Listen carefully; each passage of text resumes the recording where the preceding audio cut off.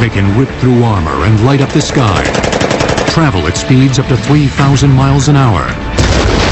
They can be designed to kill or just disable. Some of them seem to think for themselves. Now, bullets on Modern Marvels.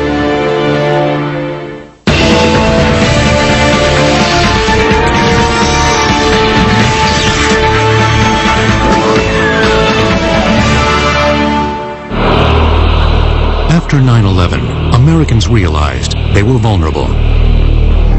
Security was dramatically tightened, particularly at airports and on planes. Air marshals armed with handguns were assigned to flights, and some pilots began carrying pistols in the cockpit. Suddenly, a blazing shootout with hijackers at 30,000 feet in a pressurized passenger cabin was a real possibility. There's a popular belief that a single bullet hole through an airplane's fuselage will cause a depressurization so violent that the plane will break up in midair. That is simply not true. What does concern aviation safety experts are stray bullets hitting passengers. There is a special kind of bullet that substantially reduces the chance of a ricocheting shot hitting an innocent passenger. It's called the frangible. Unlike conventional bullets that remain intact, frangibles penetrate flesh but break up into small, less harmful pieces upon contact with anything hard. Conventional projectiles are made with a lead core and a copper jacket. Now we have sintering and copper matrix technology and other metals that don't have to use a jacket. And so basically the bullet turns to dust when it hits a steel target or any really hard object. This has gone a long way to reducing the overpenetration problem. Centerfire, the major maker of frangibles, says of its product, "Our bullet can penetrate a bad guy's head, but it won't come out the other side." Frangibles are packed with finely ground copper and tin. Specific manufacturing details are proprietary, but the ground metals are combined either by high-pressure packing or with a bonding agent, such as nylon or polyurethane. Frangibles are being used increasingly by police and the military. Problems that we had with the standard ball was overpenetration, shooting in one room, exiting through another, taking out friendlies on the other side. So what we came up with to prevent this from happening was a frangible round designed to fragment on contact. So we have Marines training room to room with live ammunition. Many police shootings occur at close range. In some cases, the target is no further away than the end of the muzzle. The bullet can pass through the target and still have the force to hit a wall and bounce back at the shooter with deadly effect. Police officers have been killed and wounded by their own shots. A frangible will break up before it can bounce back. But the focus today with the frangible is protecting our own inside a close quarter environment. Frangibles are just one member of an immense family of bullets with a huge range of different characteristics.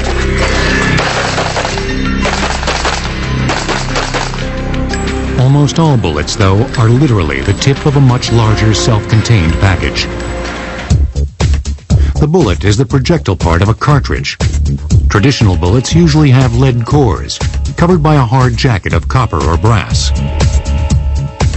The bullet is gripped at its base by a brass casing, which also holds the propellant and the primer. The propellant inside the casing is smokeless powder, finely granulated nitrocellulose. The copper or steel primer cup at the base of the casing holds an explosive, which is pressure sensitive. The fully assembled bullet and casing is a cartridge, or round. Whether used in a single-shot weapon or one fed by a magazine of ammunition, each cartridge must be cycled through the weapon and fed into the chamber.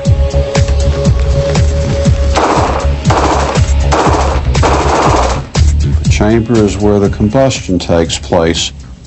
When you pull the trigger, the firing pin hits the primer. The primer contains a very small amount of explosive compound which produces a flame. Flame goes through a small hole in the base of a case and ignites the powder charge. The powder charge burns, does not explode, it burns, and it moves the bullet out the barrel and also gives it a twist, usually a right-hand twist, and that twist is what stabilizes a bullet in flight. Sounds simple. Took about 500 years to figure out. The development of the bullet was slow compared with the pace of improvement in the weapons that fired them.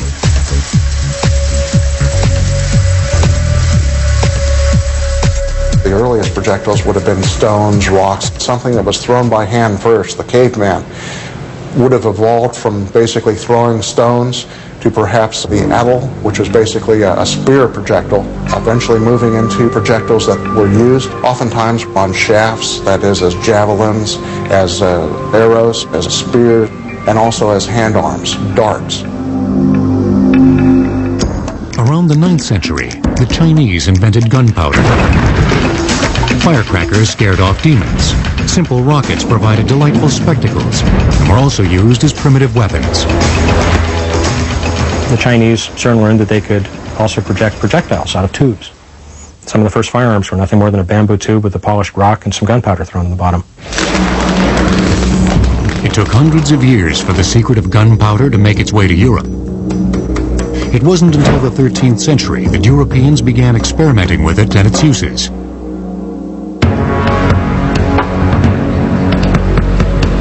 Soon after, they were producing the first handguns and the world's first real bullet, the round lead ball. The history of the round lead ball basically spans centuries. Part of the reason for that is the round projectiles would have been easier to load into the barrel than others. They're also possible to standardize in terms of weight. Lead is a commonly occurring metal found around the world. Its low melting point makes casting lead balls an uncomplicated low-tech process. Using the simple lead ball, however, was complicated, slow, and unreliable. The gunner had to pour black powder into the smooth metal barrel, then ram the ball into place. Next, he had to prime the flash pan with a small amount of powder. After all this, when he pulled the trigger, the gun didn't always fire, because the powder didn't always burn. If it got wet, it was totally useless, and it was hard to keep it dry. Napoleonic-era armies rarely fought running battles in the rain. Another even more serious problem was fouling. The buildup of residue in the smooth metal barrel, burning gunpowder, and lead from round balls left heavy layers in the barrel, quickly rendering the gun unusable. And in a time of battle where you can be expected to fire 40, 50 rounds during a one day's engagement, after 10 rounds your gun may become completely useless to you if you're not able to clean out that burned up fouling. With nothing better to replace it, the round lead ball ruled for 5 centuries. Then, in the 1800s, over a period of less than 50 years, 4 separate discoveries would come together to create vastly more effective bullets. The word frangible comes from the Latin word frangere, which means to break. Bullets will return on Modern Marvels. We now return to bullets on Modern Marvels.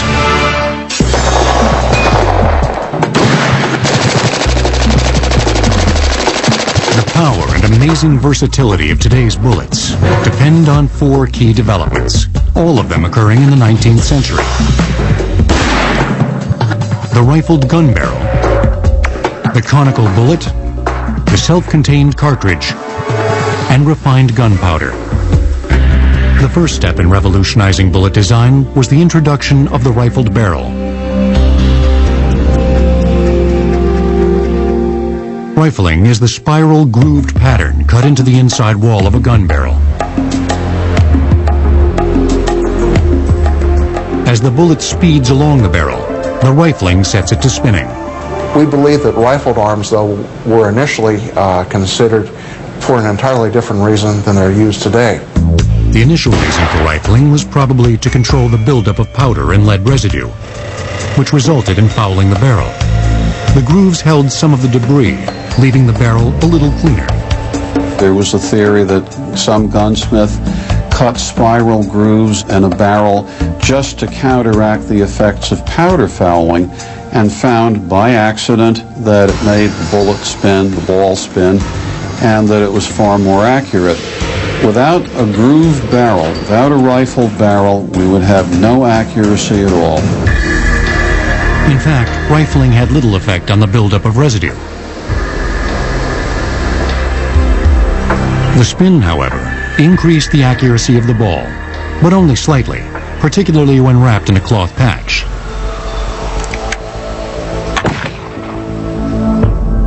It would be another 200 years before the development of an entirely new kind of bullet made truly effective use of rifling. In the 1840s, a French ordnance officer named Claude Etienne Minet perfected a crude-looking bullet with a lead slug that had a hollow base. Because his bullet could be made undersized, it could be rammed down even a fouled barrel very quickly with no problems. But because the base was hollow, when the pressure of the expanding powder gas hit it, it would expand to take the rifling and spin accurately, and it was accurate even by today's standards. It was a huge, huge step forward. You can think of it much as a quarterback throwing a pass. If he puts a nice spiral on it, the ball will go where he's intending it to go, and it will go a longer distance than if he somehow throws the ball where it's tumbling end over end. Today we call it the mini ball. A little corruption of the French pronunciation, but a conical shaped bullet's going to fly through the air better than a round ball because the bullet is piercing the air instead of presenting a large face of resistance, so its friction is less. By 1861, as America moved toward civil war, a deadly accurate long-range weapon with a fast-loading bullet was in the hands of the infantry for the first time in history. Commanders failed to grasp the implications, with catastrophic results. The generals on both sides were indoctrinated with the tactics of Napoleon. Now, what Napoleon said you must do is line up all your troops in a row, cheek by jowl, and have them march in order toward the enemy, drums and bugles blaring, fire one volley, then fix your bayonets and charge. That dissolved very quickly when you can sit back behind a stone wall and shoot at somebody 500 yards away and knock them down. And they won't even hear the shot fired at them before the round hits them. Casualties on both sides were enormous because of the rifled barrel and the mini-ball. Perhaps the single worst slaughter occurred on July the 3rd, 1863, just outside a village called Gettysburg.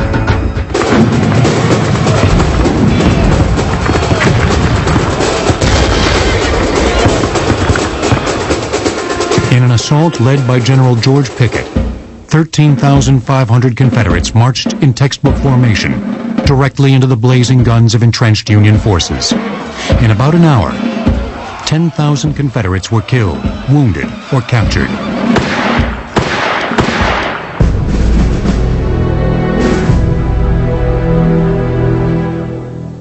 The mini-ball fired from a rifled barrel helped destroy the Confederate wave, and arguably helped save the Union.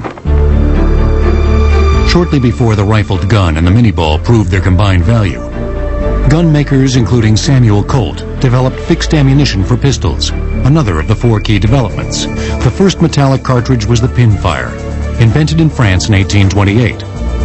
A brass tube ran through the side to a percussion cap, which ignited when hit by the hammer of a pinfire revolver.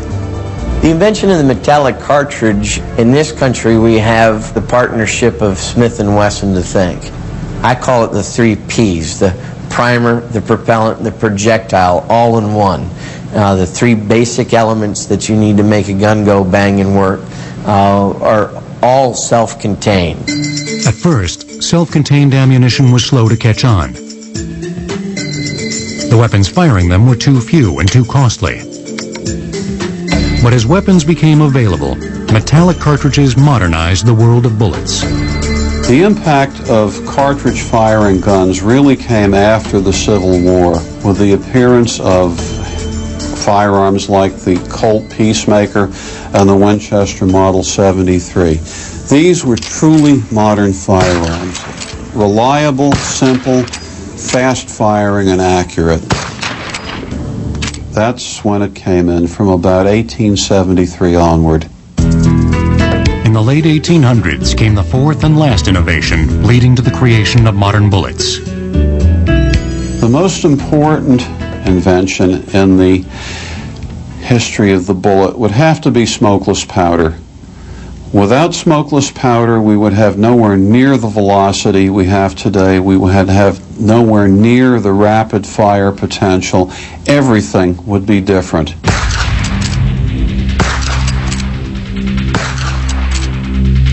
Smokeless powder was more stable and predictable than black powder, and far more powerful.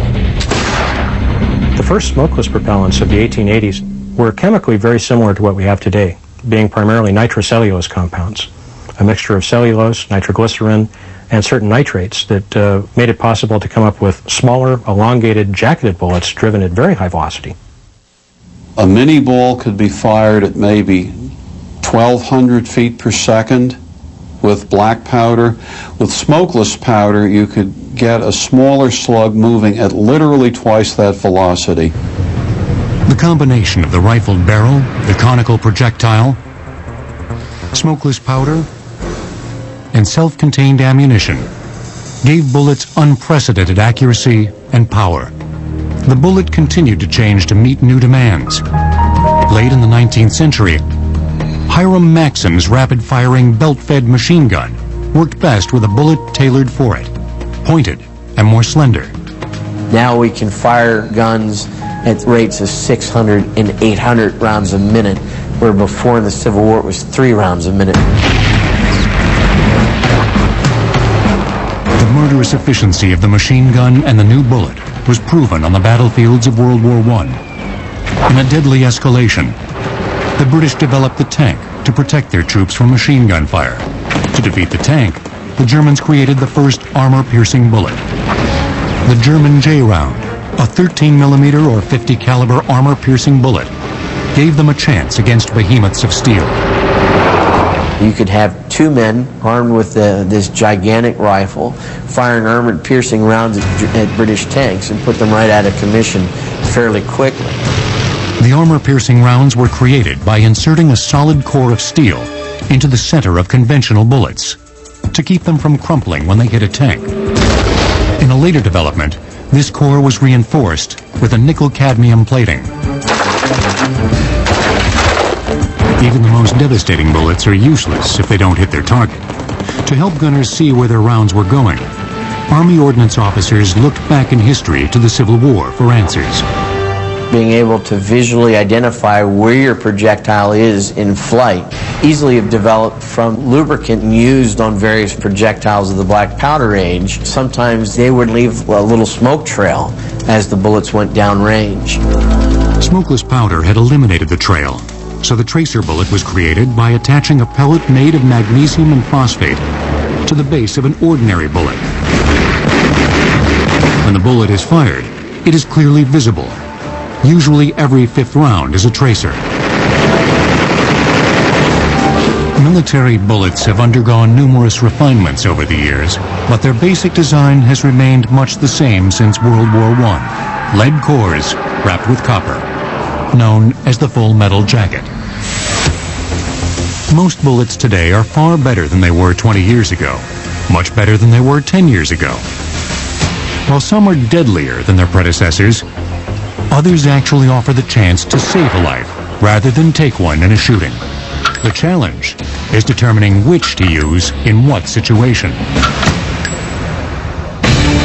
The single-shot muzzle-loading rifle caused 80% of all wounds during the Civil War. Its primary bullet was the conical-shaped mini-ball. Bullets will return on Modern Marvels.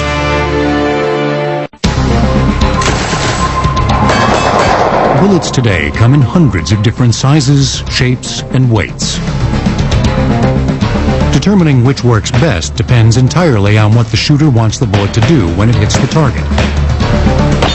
The target is everything. The bullet is designed for the target. You can shoot holes in paper, or you can shoot holes in quarter-inch mild steel armor plating. You can hunt elephants, or you can hunt squirrels, and you can't do all of that with the same cartridge. Police need to be able to stop a dangerous suspect. Soldiers need a bullet that will penetrate an enemy target. Hunters want to kill their prey as quickly as possible. As an example, the .22 short that's fired out of this rapid-fire pistol made by Benelli is probably only powerful enough to punch a hole in a piece of cardboard on an Olympic target. On the other hand, the .45 Long Colt, with its 250-grain solid lead bullet, as fired out of the Smith & Wesson Model 25 revolver, is certainly powerful enough to stop a human being. In the world of bullets, size matters. Size is the diameter as expressed in caliber. When we're talking about caliber, what we're really discussing is a measurement of the diameter of the bullet itself, usually described either in millimeters or decimal inch. American ammunition makers usually measure diameter in fractions of an inch. A .22 caliber bullet, commonly referred to simply as a .22, measures 22 1/100ths of an inch in diameter. The U.S. military usually calculates caliber in millimeters rather than fractions of an inch. Thus, their long version of the .22 caliber round is designated as a 5.56 millimeter. The long and the regular .22 round have the same size bullet. It's the casing size that varies. For example, the .45 Long Colt caliber cartridge has a bullet diameter of .451 or .452 in its modern loading, which is the same as the .45 ACP cartridge as loaded for the old .45 government model automatic pistol. As you can see, they're two completely different cartridges, but the same caliber. The longer the cartridge, the more powder it holds. The more powder it holds, the faster you can drive the bullet. The faster you can drive the bullet, the more energy it builds up. The basic rule is, the bigger the target, the bigger the bullet needed for optimal effect. Less powerful bullets with short cartridges, such as the .22 and the .25, are used mostly for target practice. Police and military prefer medium caliber pistol bullets, such as the .45, powerful enough to stop an aggressor without continuing through to hit bystanders. The larger the round, the greater the amount of powder propelling the bullet.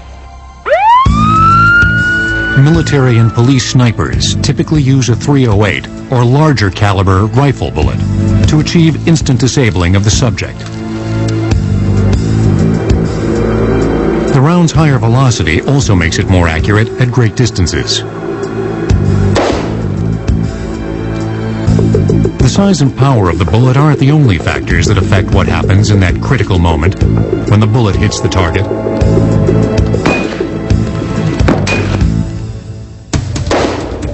The bullet's shape, as well as the materials used to make it, affect its performance. If you are going for a long range, you need to make the bullet streamlined. If you're going for maximum tissue damage at short range, you can have the bullet be blunt or hollow. On impact, the jacket of a hollow point instantly peels back, exposing the soft lead core, which then expands against the target.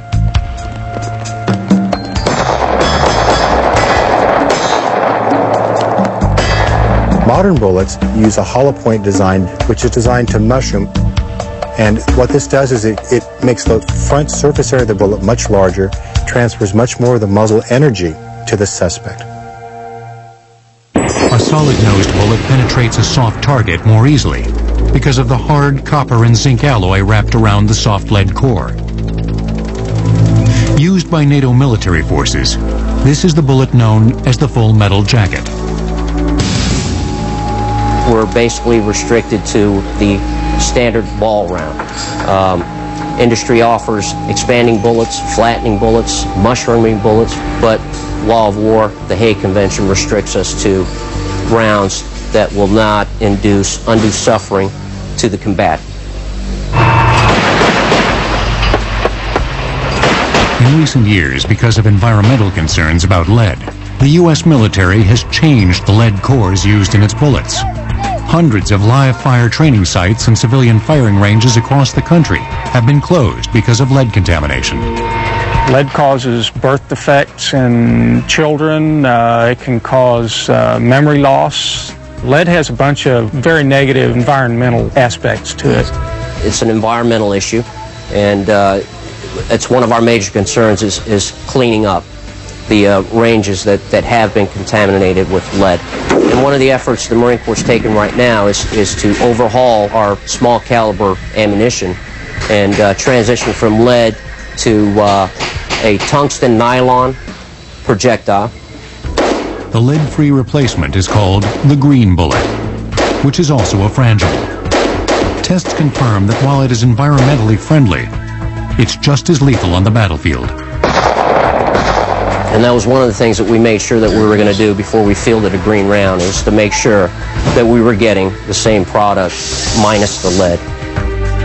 For all U.S. forces, replacement of lead core bullets with those made with tungsten, tin, or nylon cores is scheduled for completion by 2008. Since the matrices contain no lead, of course, you don't have the lead cleanup problem that was the environmental problem of the past. In addition to the materials used to make it, a key factor determining the impact of any bullet on the target is its muzzle velocity. Muzzle velocity is simply the speed or the velocity with which the bullet leaves the muzzle of the gun. It's the fastest it's ever going to go. From that point on, it will be slowing down. Because of modern higher energy powders, the bullet's initial velocity can be as high as 5,000 feet per second, or 3,400 miles per hour. No matter how streamlined you make a bullet, air resistance still works on it. Gravity affects it somewhat. If you held a bullet alongside the muzzle of a rifle and dropped it at the instant you fired, the bullet you dropped and the bullet you fired would hit the ground at the same time. In recent years, high-speed cameras and computer models have greatly improved the ability to evaluate bullet performance. Complex equations help predict the effect of design changes. But there are still surprises in the firing range. In the end, you have to get out and shoot the thing. A number of bullet companies have gotten pretty badly burned in the past because they designed something that looked great in the lab and looked great on paper but didn't work so well in the field.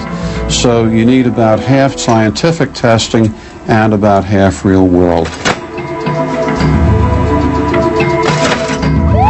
In the real world, failure to use the right bullet can have deadly consequences.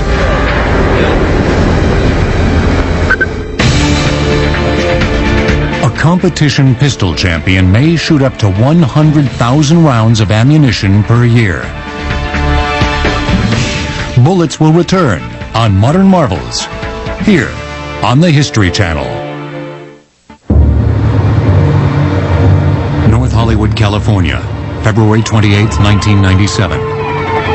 The scene of the most violent shootout in modern American police history.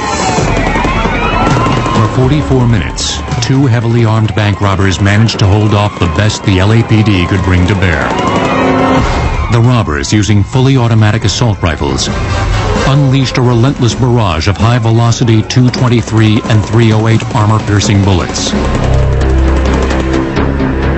The police fired back with everything they had, but their 9mm and .38 caliber bullets just bounced off the body armor worn by the criminals. Standard issue was a .38 revolver or a 9mm automatic and a 12-gauge shotgun, neither of which will come close to coping with body armor. By the time the carnage was over, nearly 2,000 rounds had been exchanged. 7 civilians and 11 police officers have been wounded. One suspect killed himself. The other bled to death after an LAPD SWAT team managed to hit him in his legs, which were unprotected by armor. The North Hollywood shootout scared a lot of cops real good. It informed them very plainly that the weapons they were carrying on the job were not nearly big enough for some of the situations they had to handle. For general police work, the solution was not to simply use a bigger bullet. We can't use oversized bullets because it's just too much for an officer to control. We can't use undersized bullets that will never miss because then they wouldn't be very efficient on the person we're trying to stop anyway. The challenge we have is finding that balance between bullet design that's going to transfer as much energy as possible to the suspect and controllability for the officer so that the recoil is not so excessive that the gun is bouncing all over the place. From the early 1900s until the late 1970s, the standard issue for police officers was the .38 caliber lead-nosed bullet. Often it lacked the knockdown punch needed to stop criminals in their tracks. They wouldn't do much damage, and the person would literally be very unaffected by being shot by the round. The search for a more powerful bullet led to the development of a fearsome new round, the .357 Magnum. All .357 Magnum is, the truth be told, is simply a .38 special made longer, and Magnum simply means larger. The .357 Magnum is considered for the most part too powerful, too much, and so we stuck with the .38 special clear through the early 1970s. Following a tragic 1986 Miami shootout in which 2 FBI agents using underpowered 9mm and .38 caliber bullets were killed, police agencies looked at the Army issue .45 caliber Colt. For the average officer, that creates a lot of problems of flinching, anticipating that excessive recoil, and they become inefficient. They don't shoot well. Then, in the 1990s, police around the country began settling on a bullet that best satisfied their needs, the .40 caliber hollow point. We have a modern hollow point round that can fit in a small enough weapon that people can control it. The rounds are hitting the suspects, not going through the suspect and harming bystanders, and it's very efficient. And even the smallest, slightest build officers can control that weapon and have confidence that it's going to work for them. Sometimes no off-the-shelf bullet meets a user's particular needs. For maximum performance, thousands of shooters hand-load their ammunition. Among them is a group of Marines at Quantico, Virginia. At the test facility, what we're trying to do is come up with the most accurate rounds, obviously matched to the weapon.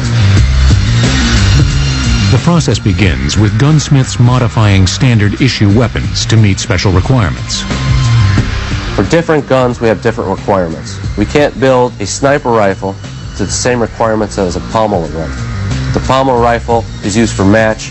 The sniper rifle would be used for combat. And it's all about performance of the weapon with the ammunition.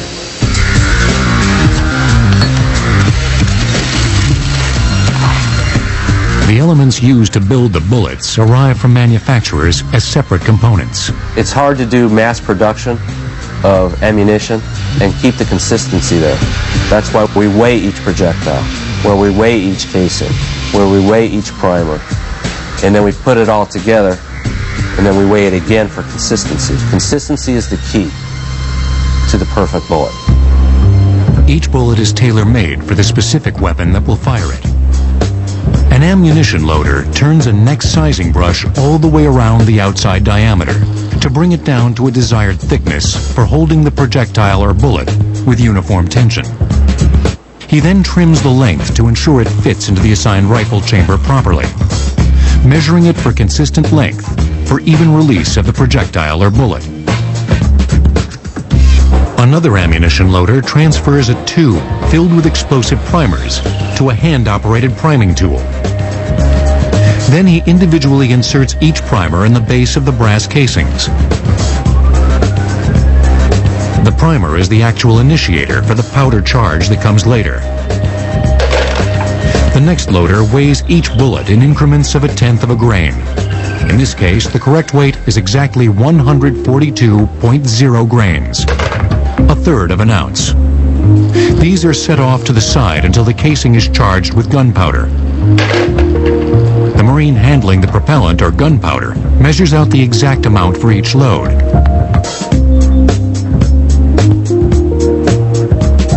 And then carefully pours it into place.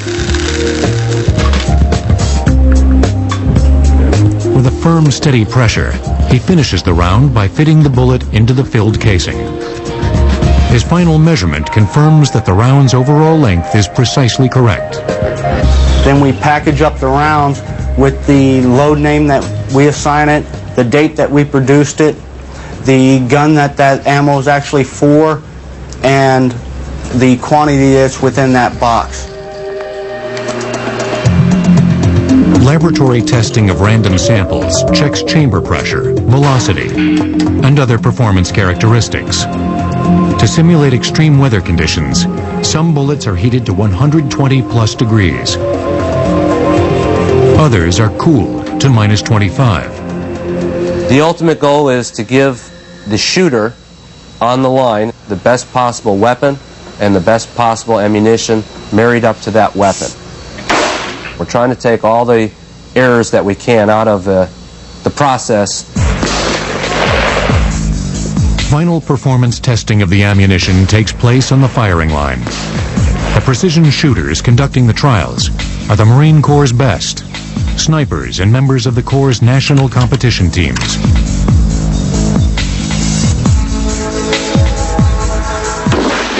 Once the testing is complete through Precision Weapons, they will forward the results of those tests back to the manufacturer to where components will be made to that spec. Whether hand-loaded or manufactured, most ammunition today is highly effective. But experts are on the verge of creating bullets that seem to think for themselves.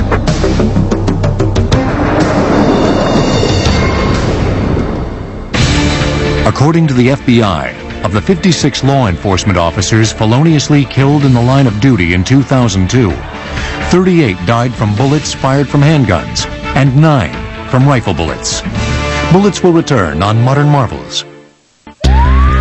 Police and military would like a bullet able to punch through body armor and bring down the target, but not pass all the way through and hit an innocent bystander. Such a bullet seemed impossible. Until recently. We offer in a single round the ability to defeat hard and soft body armor barriers and offer performance that only has been accomplished by frangible ammunition prior to our bullet.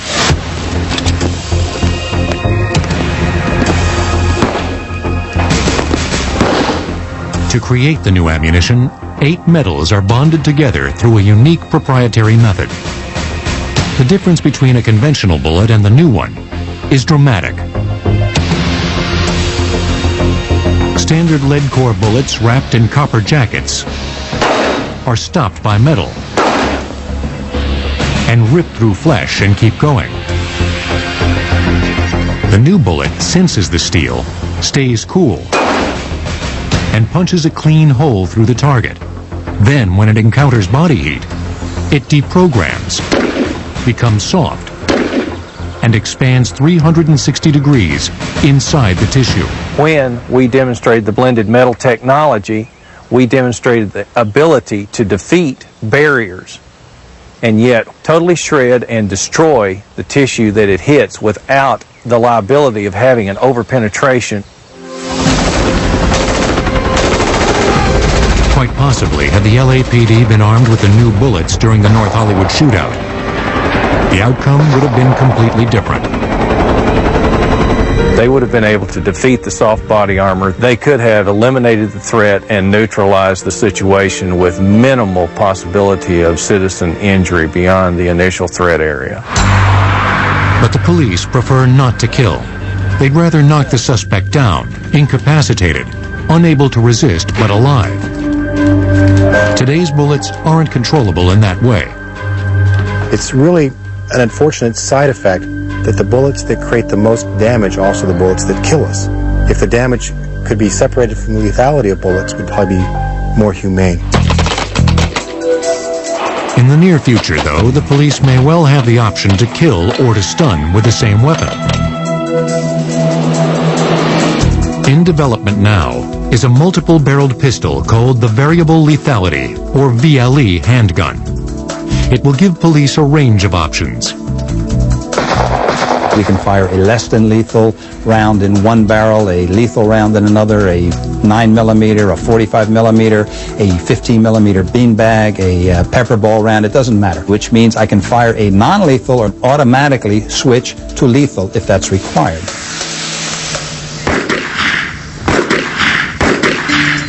The VLE handgun cannot be fired by just anyone who gets his hands on it. A computer chip embedded in the handle has to match a coded finger ring.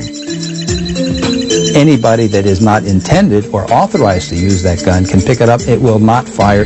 And if they attempt to make it fire, the computer and the chip will basically fry itself, and it'll never be useful. The manufacturer of the VLE handgun has also created a cartridge that has no shell casing and no primer. The gun that fires the bullet has no trigger, hammer, or breech block. The only moving parts are the bullets, thousands of them a second, going down the barrel. Metal storm technology basically is the ability to stack multiple projectiles in a single tube or barrel, stack them nose to tail, and electronically fire them one at a time from front to rear. It is done with a computer, so the rate of fire can be anywhere from 1 round or up and over to over 1 million rounds a minute. Today's fastest weapon, mechanical weapon system, can only burp out rounds at about 6,000 rounds a minute, max.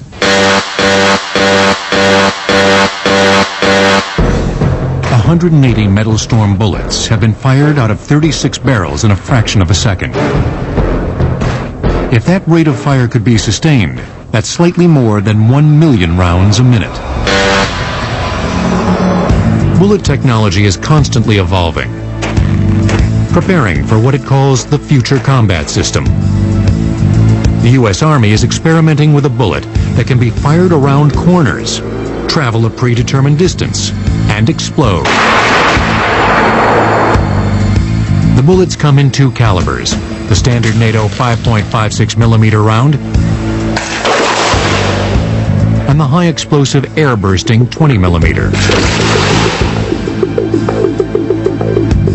The XM29 locks on target using a laser rangefinder with day and night optics. Target information is automatically communicated to the chambered round. A microscopic digital chip in the round programs itself for distance and trajectory, then ignites the projectile, sending it downrange to burst precisely on target. It's programmed to go X number of meters and then explode downward. So the poor devil who's hiding in the hole, thinking he's safe, is going to get a bad surprise.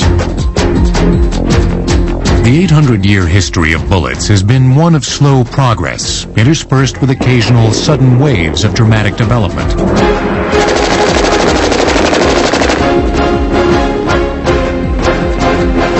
But since the 1990s, better metallurgy, new manufacturing processes, lasers, and microcomputer chips have generated more technological advancements than those of all the past hundreds of years combined. Still, the greatest advancement in bullets may eliminate killing altogether. If there was a magic bullet where we could shoot someone and they would live every time, but they would stop immediately, we'd buy it in a heartbeat. The equipment we have has limitation, and we're hoping that science is going to bring us something that's going to work better, make us safer, and make people stop sooner, because stopping is what we're after.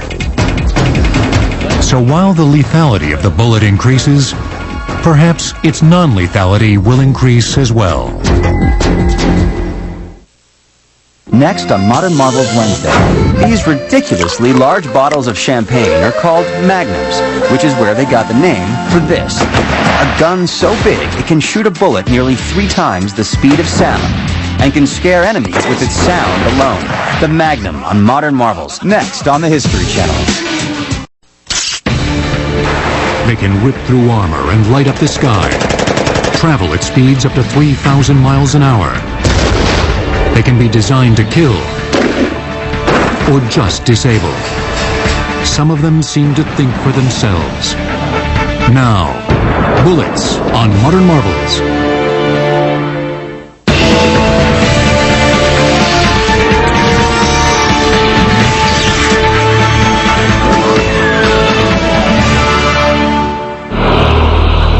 After 9/11, Americans realized they were vulnerable. Security was dramatically tightened, particularly at airports and on planes. Air marshals armed with handguns were assigned to flights, and some pilots began carrying pistols in the cockpit. Suddenly, a blazing shootout with hijackers at 30,000 feet in a pressurized passenger cabin was a real possibility. There's a popular belief that a single bullet hole through an airplane's fuselage will cause a depressurization so violent that the plane will break up in midair. That is simply not true. What does concern aviation safety experts are stray bullets hitting passengers. There is a special kind of bullet that substantially reduces the chance of a ricocheting shot hitting an innocent passenger. It's called the frangible.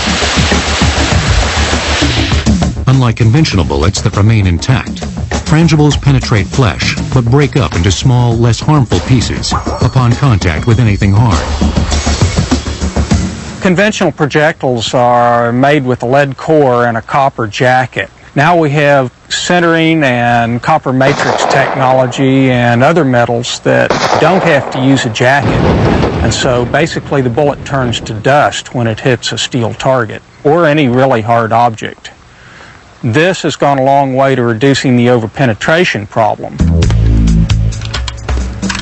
Centerfire, the major maker of frangibles, says of its product, "Our bullet can penetrate a bad guy's head, but it won't come out the other side."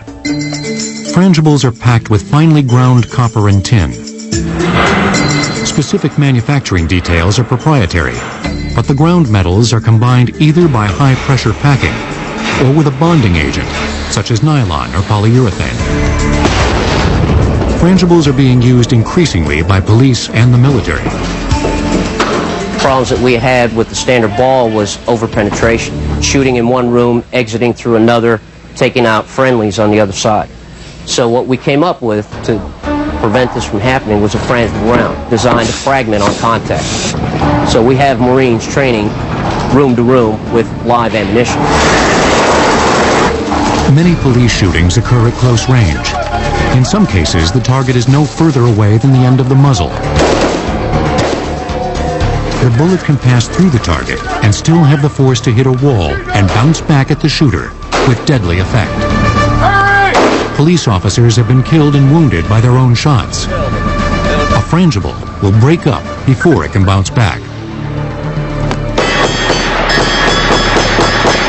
But the focus today with the frangible is protecting our own inside a close quarter environment. Frangibles are just one member of an immense family of bullets with a huge range of different characteristics.